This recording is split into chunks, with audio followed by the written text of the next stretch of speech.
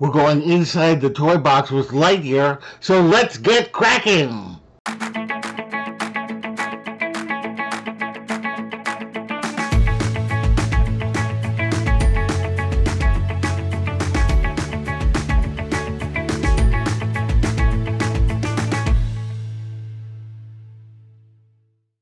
Hello all my explorers and welcome back to Loren's Adventures Out There.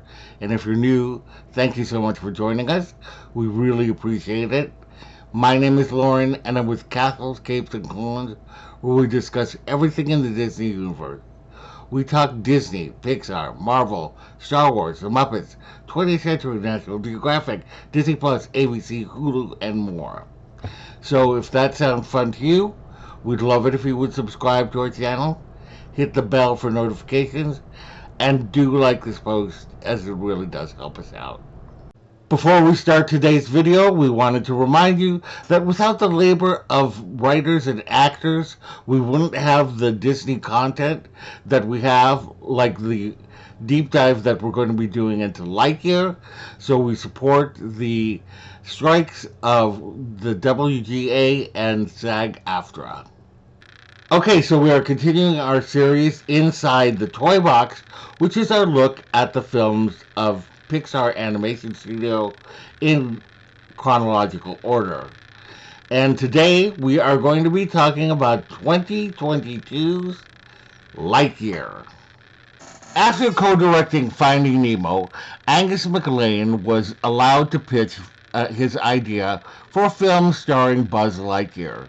Not about the toy, but he wanted to explore the movie that captured Andy's imagination and an interest in the toy. MacLane was a big Star Wars and science fiction fan in general and wanted to create for Andy what he felt. Buzz in the movie Lightyear would be the human that inspired the toy. While Tim Allen expressed interest in revisiting Buzz Lightyear, they wanted to go in another direction since the character in this movie was not the toy, but a human character. They ultimately cast Chris Evans. On his decision to cast Evans, MacLane said, "Tim's version of Buzz Lightyear is a little goofier and is a little dumber, and so he is the comic relief.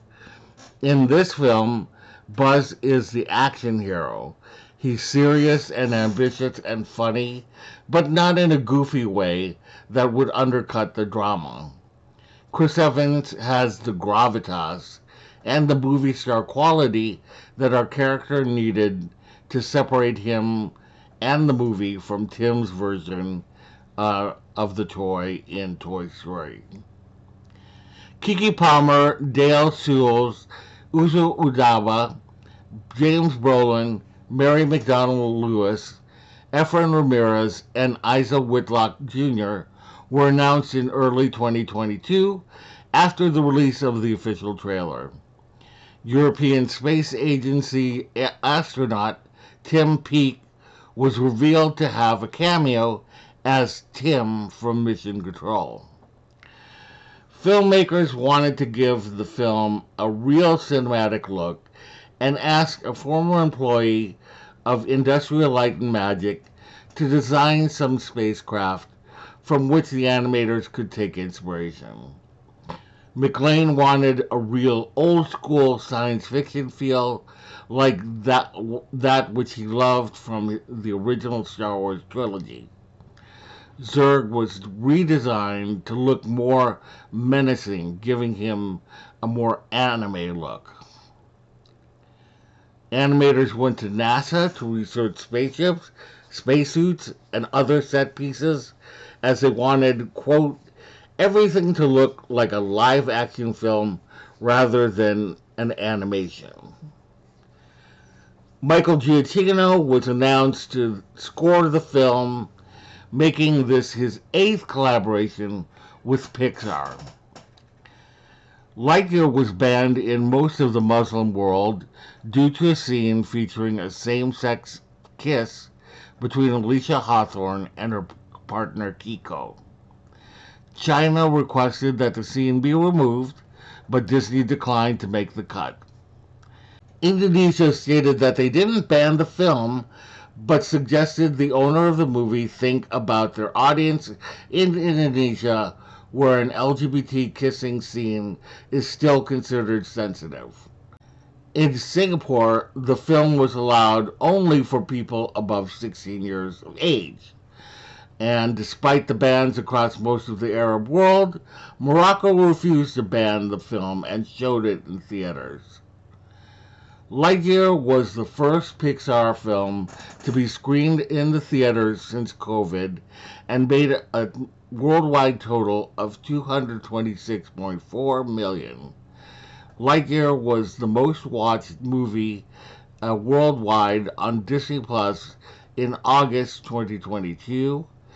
It was on the number one spot on the platform for 35 days consecutively. Critically, Lightyear scored the lowest score for a Toy Story related film, only scoring 74% fresh, with critical consensus stating Lightyear settles for being a rather conventional origin story instead of reaching for the stars.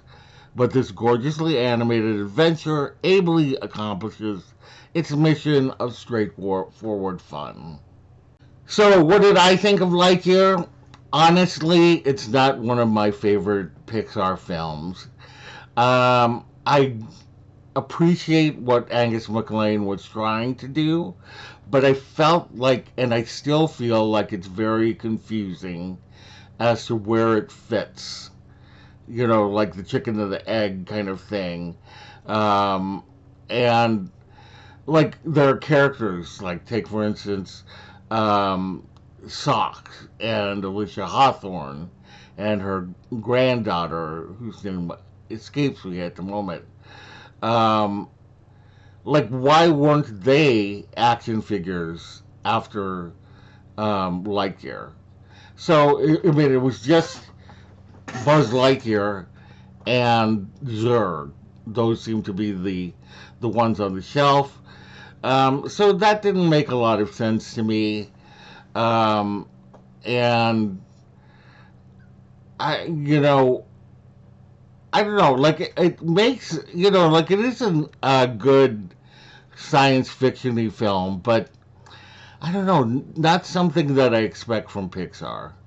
And again, what does that mean? I mean, does Pixar have to do the same thing over and over again? No, but I feel like there are other companies that do science fiction much better. And I don't know. I just, it doesn't necessarily appeal to me. I watched it again, and it's still kind of like, I don't hate it. I don't hate it, but it's not on the top of my list. So anyway, did you watch Lightyear? And did you love it? Did you hate it? Let me know in the comments below. And if you had a good time today, we'd love it if you would subscribe to our channel, hit the bell for notifications, do like this post, as it really does help us out. Visit us on all of our socials down below, and visit our website at www.castlescapesandclones.com. Thank you so much, and we will see you later. Bye!